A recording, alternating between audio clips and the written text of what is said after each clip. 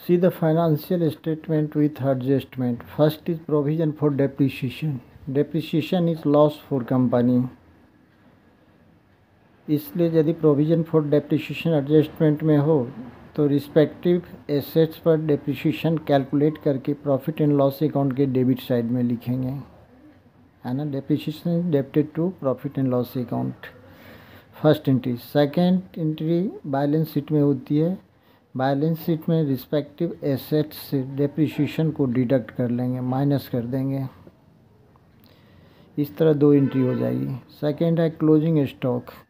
If closing stock is given in stock, in adjustment, first of all, closing stock will be credited to trading account. Closing stock का first entry trading account के credit side में होता है। Closing stock assets होती है।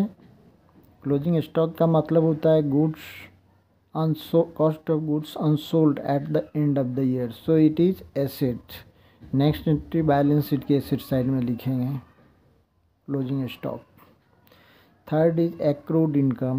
Accrued income means the income which has been earned but not received.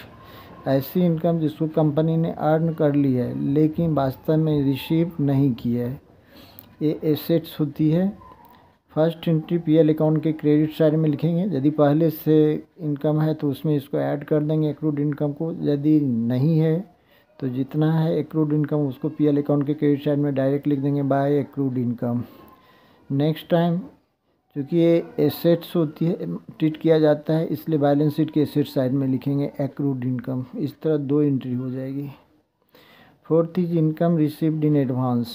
The income which has been received in advance is, यदि ये दिया गया है तो एडवांस में मिला है, company has not earn, company has received in advance, so it is treated liabilities.